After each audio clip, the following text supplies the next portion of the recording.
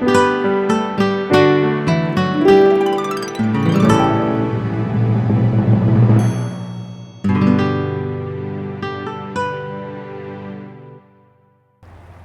everyone and welcome to Sunup. I'm Lyndall Stout. This morning we want to begin by talking about worker safety as it relates to the cattle industry. Sunup's Austin Moore headed out west to Elk City for our story. I have an opinion that we should be proactive, take a proactive approach towards being transparent with the public on how we care for these animals and how we really do try to do what's best for them day in, day out. Brandon Hickey's Elk City Livestock Auction sits within a stone's throw of I-35. We're open to the public. Anybody that wants to can come and see exactly what's going on and what's being done. And we've got a really good crew here anyway, but you can always be open to learning new things. We're educating all of our employees to try to say, okay, this is the best way to do that. How do we go about this? How do we take care of these animals and make this as smooth a transition in their lives as possible? With the increase of the oil and gas industry, he was losing lots of workers, and the people he was hiring had little or no experience in livestock production or handling, and so he was really interested in trying to get those cattle from point A to point B in a very low stress and an economical way to benefit everybody's bottom dollar. To address those concerns, Hickey, along with the Oklahoma Beef Council and the Oklahoma Cooperative Extension Service, brought in renowned cattle handling specialist Curt Pate. But you guys here, you got to work every single kind of animal that's in the world. Some of them are dog gentle, some of them are wild, some of them are hooky. And if you don't change to fit those cattle, then you're only right part of the time. When you read cattle, they are either in thinking mode or survival mode. And if you put too much pressure on for too long where they can't get it off, then they go into survival mode. And that's when they get mad or they try to jump, and it's a bad deal. So you got to be able to take the pressure off as well as put it on. Pate's goal is to teach these workers to keep livestock in that thinking mode through what he calls effective stockmanship. When I think of effective, it's something that's effective for the rancher, that works for him. He'll get his job done, get his calves worked, get them loaded, whatever. And we do it in a profit mindset, so that's effective. But it also, when you work cattle properly, it's effective for the consumer. And they can feel good about the way we produce or raise these animals or work with them to get them produced. And so it's effective on that side too. The whole technique is really to instill a little bit of that anxiety by putting a little bit of pressure on the animal, knowing when to take that pressure off and how to steer the animals once you've got that pressure on them. And then they will cooperate and learn over time what it is you want them to do, and do that at a low stress level, which is beneficial for everyone, both the workers and the animals.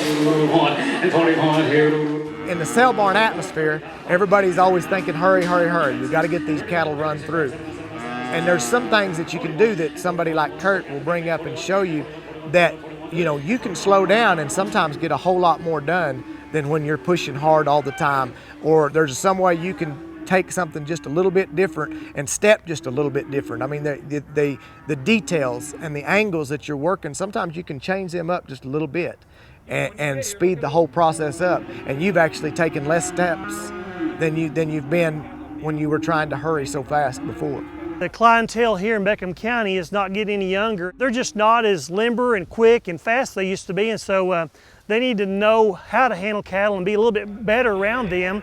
Pate's visit began with a Thursday night meeting for producers. We had people who you might think is novelists show up. We had people who we would think is seasoned veterans in the cattle industry. We had lots of people even from the Custer County and Ouachita County Master Cattlemen's Association show up and do some work as far as for their points to make sure that they can become master cattlemen. So we had a large variety of people there with a lot of different diversity as far as backgrounds show up. Then the focus turned to the sale barn staff. Today we were out here, we watched the sale, and we're currently working with the employees, going through the facilities, talking about problems that they may see, you know, just working on handling with them. People are pretty good, but what's worse is the sunlight as the day goes on. Okay, that's a good point. Yep. You'll see them start jumping their shadow, and, especially right here. Auction markets are a real dangerous place to work. Workman's comp is a huge thing, and there's always little injuries happening, and when you work cattle safely and effectively, the injuries for both human and animals go down. If you think about it, these cattle can be anywhere from 1,500 to 2,000 pounds. These are very large animals.